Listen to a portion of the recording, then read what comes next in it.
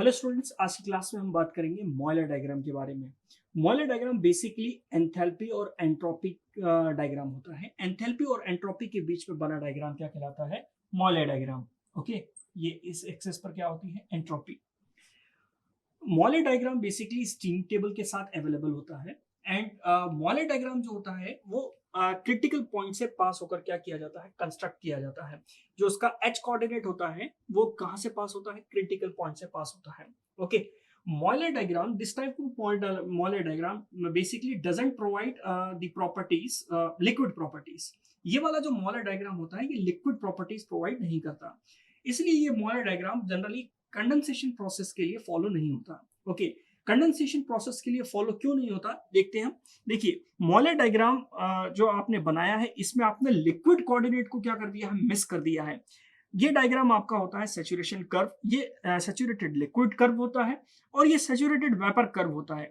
ये आपका liquid zone होता है, ये सुपर हीटेड जोन होता है और ये लिक्विड प्लस वेपर का जोन होता है।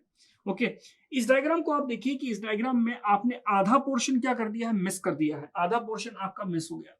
ओके, इसलिए इस तरह का डायग्राम सिर्फ और सिर्फ सुपर हीटेड या सैचुरेटेड जोन के लिए होता है। कंडेंसेशन प्रोसेस के लिए डायग्राम आप यूज नहीं करते हैं। जो कांस्टेंट प्रेशर की लाइन होती है वो ऑलमोस्ट क्या होती है? स्ट्रेट होती है सैचुरेटेड रीजन में।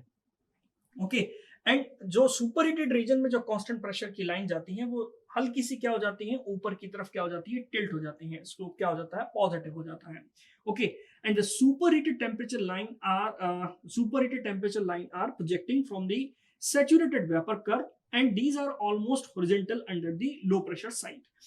जो सुपर हीटेड लाइंस होती हैं वो कैसी होती है? सुपर हीटेड लाइंस नीचे की तरफ हल्की सी डाउनवर्ड डायरेक्शन में होती हैं। ओके, जो स्टीप और ब्रोकन लाइंस होती हैं, स्टीपर और ब्रोकन लाइंस होती हैं, ये बेसिकली किसकी लाइंस होती हैं? स्पेसिफिक वॉल्यूम की लाइंस होती हैं।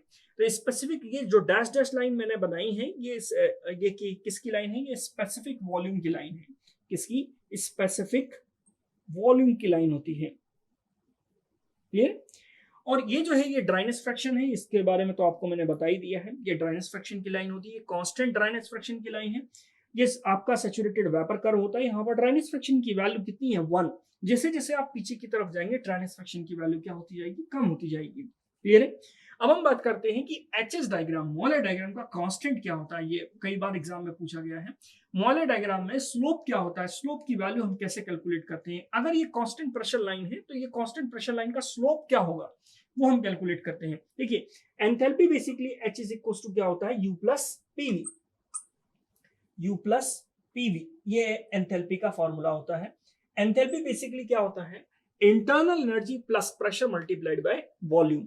अगर हम दोनों तरफ डिफरेंशिएट करें तो ये क्या होगा? DH is equal to D U plus P DV plus VDP. Okay, differentiate कर दिया हमने। जो डीपी है ये क्या है? Change in pressure. लेकिन अगर मैं इस फॉर्मूले को किसी कांस्टेंट प्रेशर लाइन में अप्लाई करूं, जैसे कि ये कांस्टेंट प्रेशर लाइन है, इसमें मैंने अप्लाई किया, तो चेंज इन प्रेशर क्या हो जाएगा? डीपी इज इक्वल टू कितना हो जाएगा? 0। तो ये वैल्यू क्या हो गई? 0। चेंज इन प्रेशर की वैल्यू क्या हो गई? 0। तो डीएच इज इक्वल टू क्या हो गया? DH is equal to D U plus PDV. Clear? D U plus PDV हमें पता है from first law of thermodynamics. D U plus PDV क्या होता है? dq। ओके, ये क्या हो गया? dq। क्लियर? dq की जो वैल्यू है, dq की वैल्यू क्या हो गई? tds। क्या हो गई? tds। क्योंकि हमें पता है कि हीट ट्रांसफर बेसिकली एंट्रोपी के टर्म्स में क्या होता है? tds होता है। तो अब आगे सॉल्व करते हैं इसको। dh is equal to tds, dh by ds is equal to temperature. Okay, तो ये मोस्ट इंपॉर्टेंट फॉर्मूला है। ये फॉर्मूला आपको ध्यान रखना है कि एंथैल्पी एंट्रोपी का स्लोप क्या होता है या मॉयलर डायग्राम का कांस्टेंट क्या होता है। मॉयलर डायग्राम का कांस्टेंट होता है टेम्परेचर।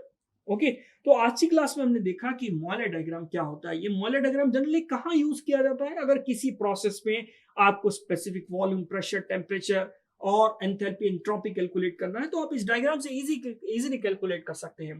फॉर एग्जांपल, मैंने बोला कि अगर कोई प्रोसेस है वो प्रोसेस कांस्टेंट एंट्रोपी प्रोसेस है। जैसे कि मैं आपको एक एग्जांपल लेके बताता हूं। जैसे कि कोई एक प्रोसेस है, वो प्रोसेस में एक स्टेट है सिस्टम की, इसको मैंने बोल दिया 1। क्लियर है? अब उसके अंदर कुछ प्रोसेस हुई, एंट्रोपी कांस्टेंट है लेकिन एंथैल्पी रिड्यूस हो रही है और प्रेशर रिड्यूस हो रहा है, तो P3 से प्रेशर कहां आ गया? P2 तक आ गया। अगर मैं इस डायग्राम में इस तरह की स्ट्रेट लाइन खींचूं तो मुझे सारे पॉइंट्स मिल जाएंगे कि इस पर्टिकुलर पॉइंट पर टेम्परेचर क्या था, इस पर्टिकुलर पॉइंट पर एंथैल्पी कितनी थी, ओके, इस पर प्रेशर कितना है। ये सारी वैल्यूज हम इस डायग्राम से ही कैलकुलेट कर सकते हैं without any formula. Okay, generally इस तरह के क्वेश्चन को सॉल्व करने के लिए हम फॉर्मूलेज यूज करते हैं, लेकिन अगर आपको फॉर्मूला यूज नहीं करना है तो आप मोएलर डायग्राम की हेल्प से किसी भी तरह की प्रोसेस को सॉल्व कर सकते हैं, उसके कैलकुलेट कर सकते हैं, एंथैल्पी एंट्रोपी की वैल्यू को, प्रॉपर्टीज को आप आसानी से कैलकुलेट कर सकते हैं with the help of Mollier diagram. Okay, तो आज के लिए इतना ही, मिलते हैं नेक्स्ट क्लास में। Thank you.